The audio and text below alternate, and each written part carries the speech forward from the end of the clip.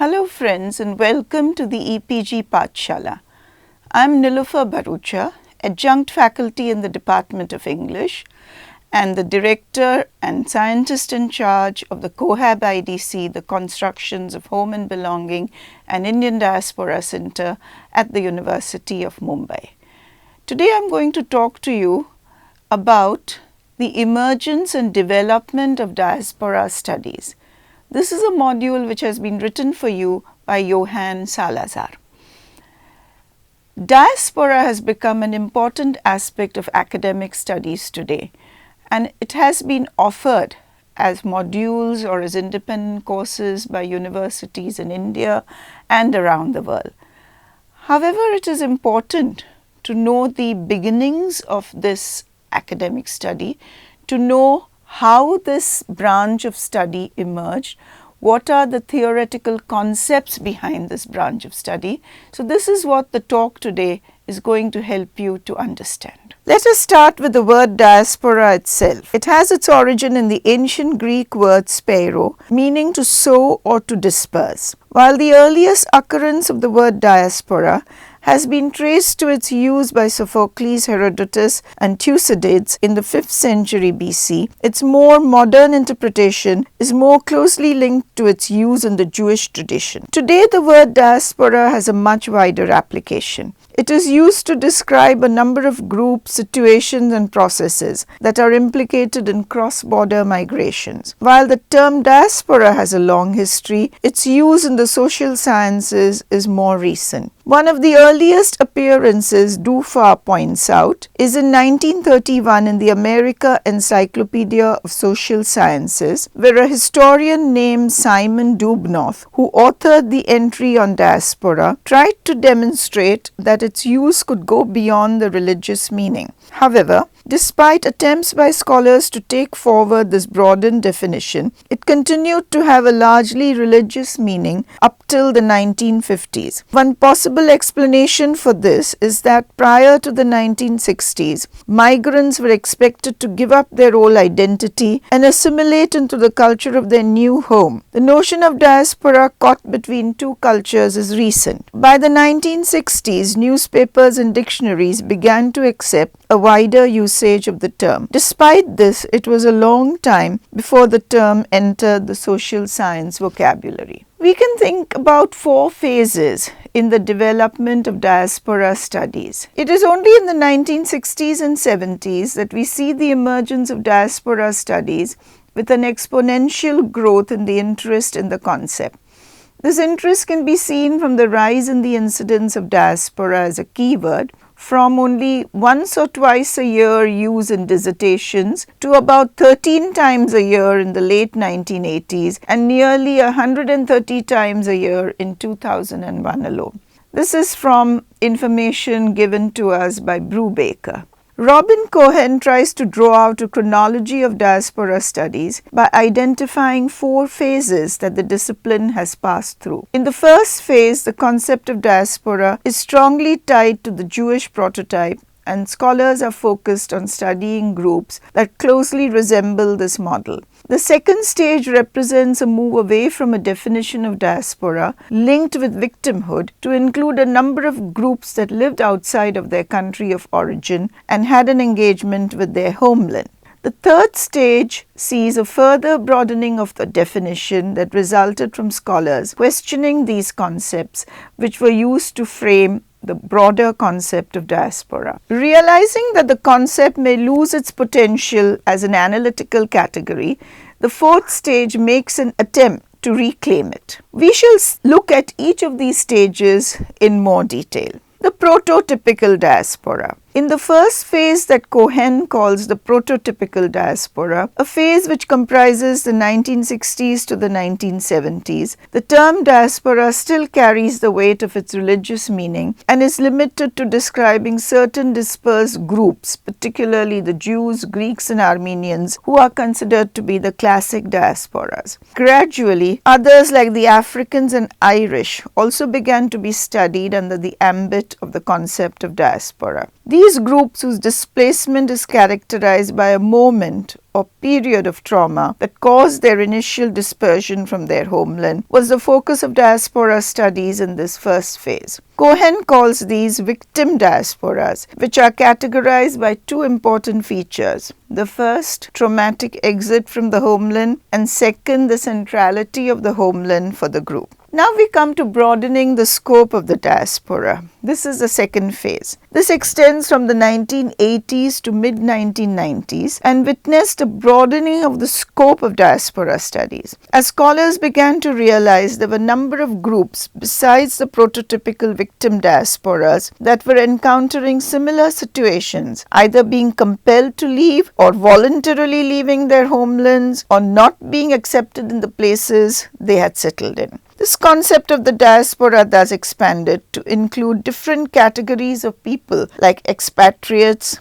expellees, political refugees, alien residents, immigrants, and ethnic and racial minorities. According to Dufa, until the mid-1980s, the term diaspora was used in two distinct ways. First, to refer to certain groups living outside of a reference territory, and second, to refer specifically to African trading networks. However, he notes that this was without any real effort to define diaspora. At this point, two important publications that got people talking about diaspora were Modern Diasporas in International Politics by Gabriel Scheffer, published in 1986, and The Black Atlantic by Paul Gilroy in 1993. But the setting up of the international journal Diaspora, a journal of transnational studies by Kachik Tolayan in 1991, marked the coming of age of the concept of diaspora and diaspora studies, as it served as a clarion call to scholars to think about and discuss diaspora and help to propel the discussion forward. In the very first issue of the journal Diaspora, William Safran presents his definition, which is among the earliest and most influential definitions of the term and concepts of diaspora. Rather than have a one-fit-all definition for the many different diasporas, he crafts an ideal type of diaspora from a set of 6 characteristics. These may be summarized as follows. 1. Dispersion from a single center of origin to 2 or more foreign peripheries. 2. Retention of a collective memory of the homeland. 3. Yet feeling a degree of alienation from it. 4. Hope of eventual return for them or their descendants. 5. Belief that the homeland should be supported. 6. Maintenance of a relationship with the homeland. This allowed for a broader definition of diaspora. Scholars now found themselves looking at many different groups under the term diaspora, some of whom had adopted the term themselves and others to whom the term was applied. These include groups such as Cubans and Mexicans in the USA, Pakistanis in Britain, Maghrebis in France, Turks in Germany, Poles, Blacks in North America, Corsicans in Marseille, Ukrainians, Italians, Russians, Germans, Tamils, Sikhs, Hindus, so on and so forth. In short, people living outside of their homeland. In the first 7 years since it began, from 1991 to 1998, the journal Diaspora had recorded some 36 communities that were identified as diasporas, either by themselves or by scholars studying them. There were efforts to classify these groups into types and subtypes and extrapolate lists of characteristics by which to mark out the limits of the concept. Homeland became an important focal point, not only as a place of origin, but also in terms of ethnicity, history, cultural memory, continued engagement, and hope of return. Cohen has also argued for a recognition of the positive sides of diaspora, who in spite of, or perhaps because of their anxiety over their situation, are driven to succeed, and towards this encourage co-ethnic solidarity. From the mid-1990s, the term diaspora began to find more frequent and varied usage. As the editor of the journal Diaspora, Kachik Toloyon collected and published a number of odd and sometimes interestingly nuanced and at other times outrageously inappropriate uses under the heading Diasporama, Corporate Diaspora, Egg Cream Diaspora, Anatomical Diaspora, and these are just some examples that seem to stray furthest from the conventional meaning. This feeling was echoed by other academics studying diaspora such as James Clifford, who noted that, I quote, "For better or worse, diaspora discourse is being widely appropriated," unquote. The growing popularity of the concept caused it to expand to a point where it became a buzzword, even among academics, that began to stretch the concept far beyond its earlier meanings. This was made possible by the criticism particularly from social constructionists, who pointed out that scholars had hitherto privileged the etic over the emic in diaspora research, and that diaspora was centered around essentialist notions about homeland and ethnic religious community. The works of Stuart Hall, James Clifford and Paul Gilroy have been a key in setting the foundation for this perspective by shifting the focus from point of departure and maintenance of an identity to paradoxical identity, the non-center and hybridity, as quoted in Dufa 2008. The focus on ethnic religious community that was one of the preoccupations of diaspora studies came under critique. It was suggested that the study of diasporic groups should go beyond the ethnic and religious communities and should also be concerned with their constituent parts such as race, class, caste, gender, etc. The homeland that was hitherto the cornerstone to the concept of diaspora came under criticism from social constructionists such as Cohen. The idea of the home was no longer an actual space. For scholars like Autar Bra, home was more about a desire to belong, and the homeland, which is a place in the diasporic imagination that cannot be visited or returned to.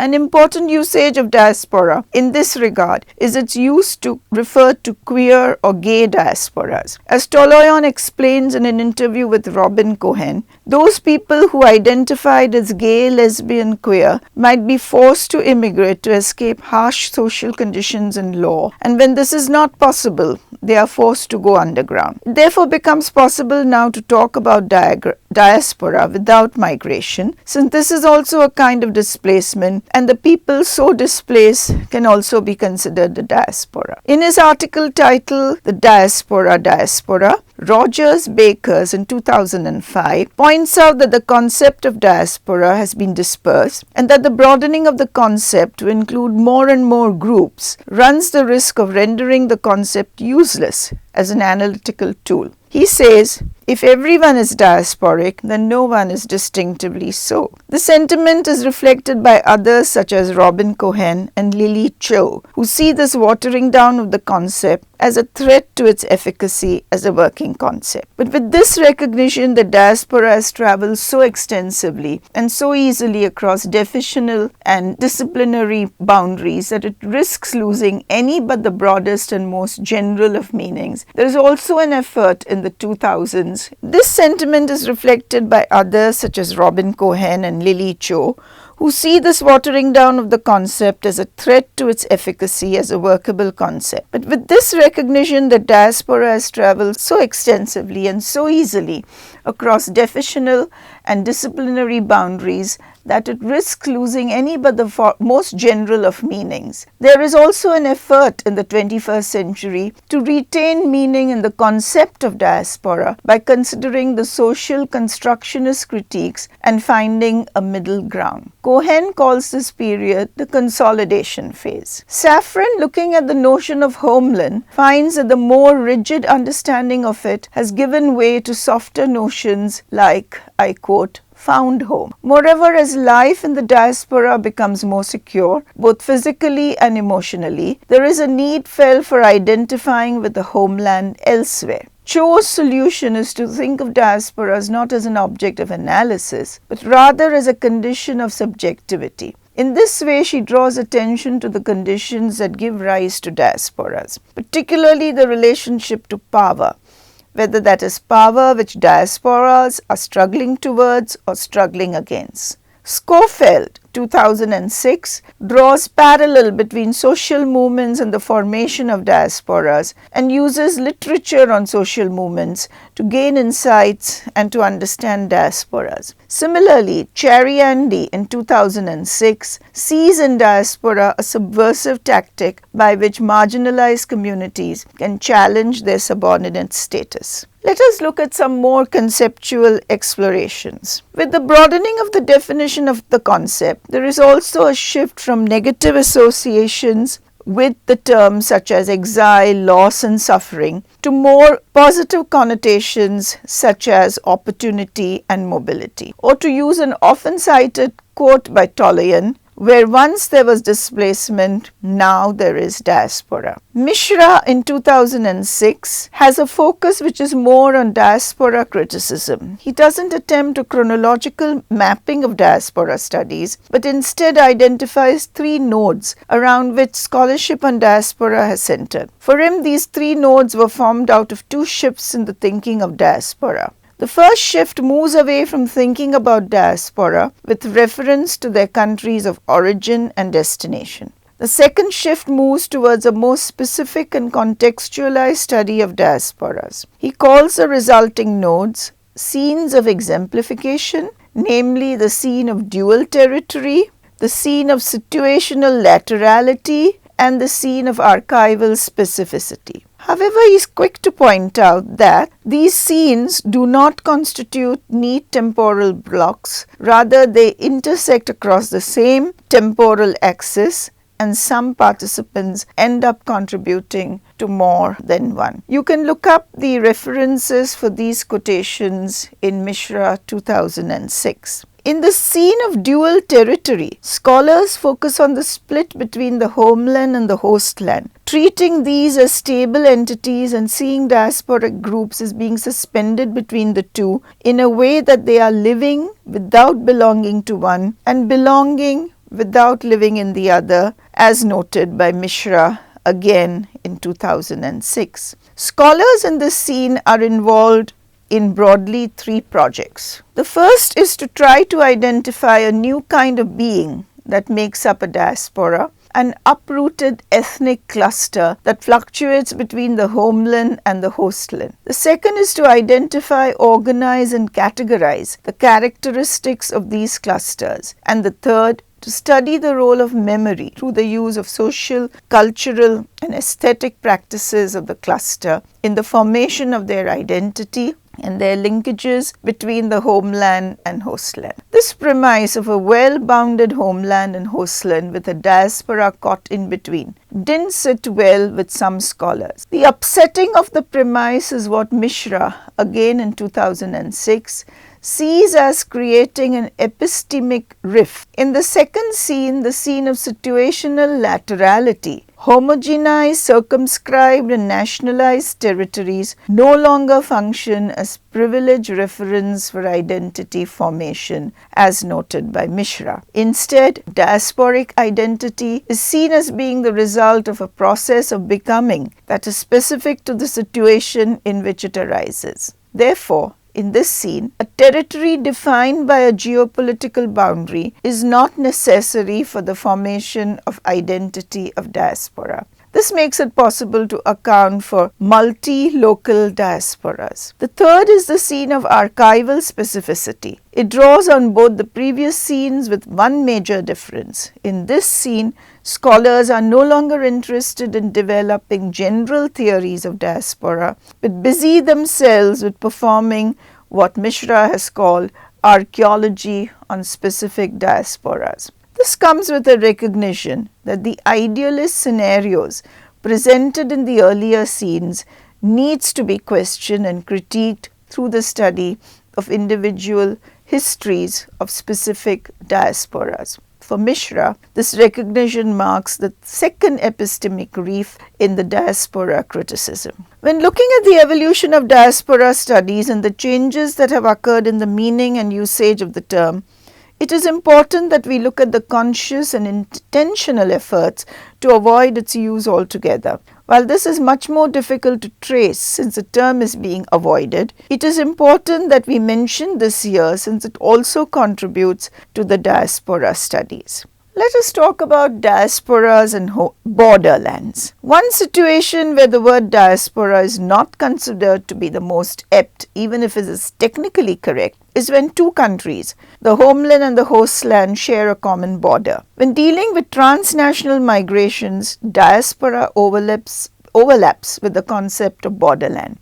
In these borderlands, where homeland and hostland are geographically contiguous, there is constant going and coming by migrants. Migrations across the border of India and Nepal, or those across Mexico and the USA, are a continuous give and take between communities on either side. Clifford emphasizes that, I quote, "Borderlands are distinct in that they presuppose a territory defined by a geopolitical lines. Two sides arbitrarily separated and policed, but also joined by legal and illegal practices of crossing and communication," unquote. Diaspora, on the other hand, involves transnational migration that are not centered on any particular geopolitical border and may involve linking of multiple communities across a number of different borders. Diasporic migrations also tend to be over longer distances, with return to the homeland more frequently aspired to rather than actually undertaken. This brings us once again to the concept of the homeland. It is plain to see from the above discussion that the concept of homeland is central to the concept and discourses of the discipline of diaspora studies. This has been recognized by scholars such as Bra in her seminal work 1996,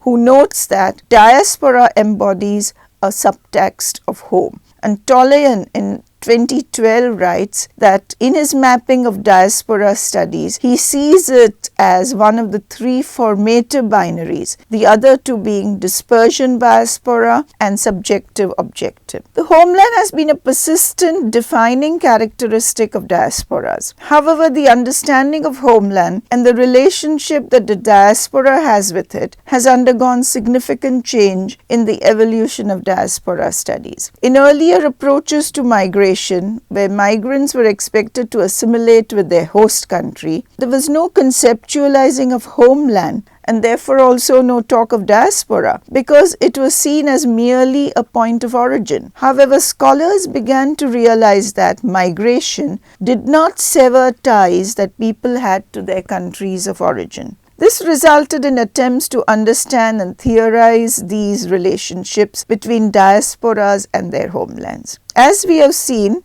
Mishra points out that diasporas were once seen as being caught between the homeland and the hostland. Here the homeland was understood as a geographic concept to which diasporas felt a sense of belonging to, coupled with a feeling of exile from and also a shared hope of return. This conception of homeland flows from the Jewish prototype, where there was a hope that they might find themselves next year in Jerusalem. Return to this homeland that exists in geographic space is not only aspired to but also attempted and carried out. The creation of the State of Israel and the return of many Jews is an example of this. However, as the concept of diaspora broadened, this idea of homeland linked to a territory to which the diaspora hopes to return someday began to be questioned on two counts. The first was the idea of return, and second was the link between the idea of a homeland and geographical space. And both of these go hand in hand. Safran, in his 1991 piece, demonstrates that while there are many diasporas that maintain a myth of return to the homeland, not all are interested in actually going home. Clifford 1994 points out that this idea of a homeland linked to a specific geographical space does not hold true in many cases, and that constructions of homeland are more oriented towards maintaining a sense of community than towards a single territory. Further, Hall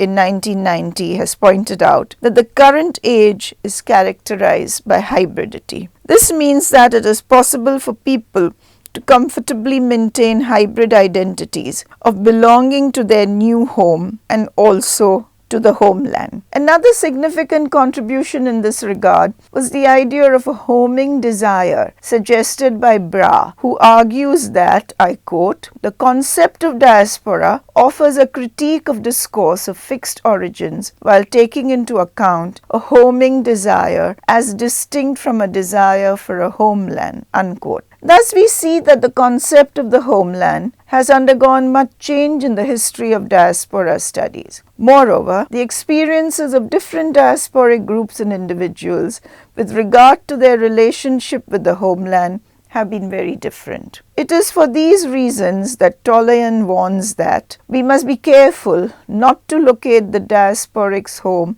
in the ancestral homeland too easily, unquote. So friends, we have seen in this talk how the concept of diaspora originated, first with the dispersal of the Jews, and then in the context of the Greeks and some Armenians, which was mainly a religious connotation. Then it was broadened, the concept was broadened to include people during the colonial period who were displaced voluntarily or involuntarily, and this was mainly the labor diaspora. Then in the post-colonial period, we had the professional diaspora.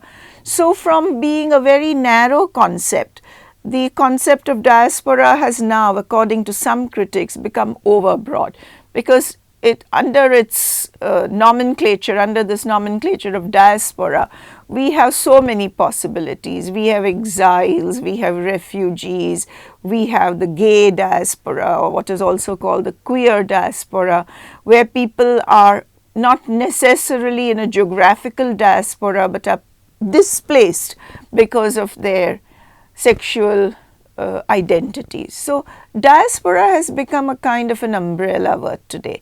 That is why one needs to be careful to read whatever is available, whatever literature is available on the diaspora. This particular module has given you so many references, so many quotations from various authors, from various critics. Go through it carefully in order to understand the concept of diaspora.